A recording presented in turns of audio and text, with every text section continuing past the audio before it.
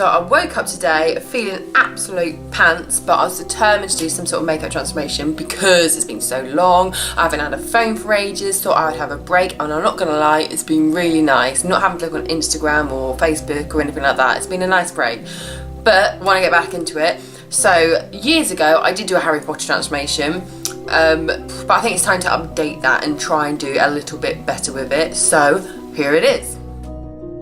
So it actually ended up being a super duper pooper quick makeup, this one. It was probably about 20 minutes, maybe less than 20 minutes. So I'm not necessarily sure it's any better, but it's just a different style, I suppose. It's got a bit less detail in because it's hard to do young characters. As soon as you put a lot of detail into the face, it instantly ages it. So it's very sort of simplified, this one, but it's still a fun sort of cosplay makeup to do. I just sort of felt a bit too pants to sit there for too long.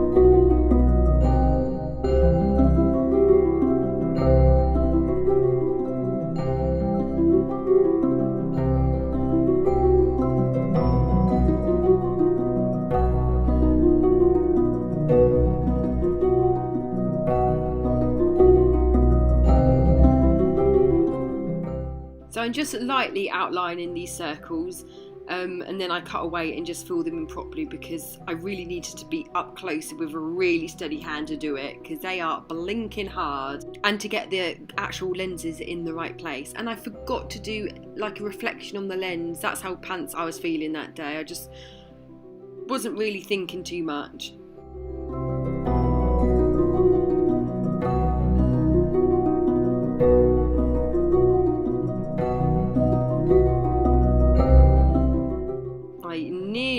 Forgot to do the lightning bolt. What a stupid mistake, but I ended up doing it, and I didn't show this, but I did add in some extra hair because I could not get my hair in the right position for it.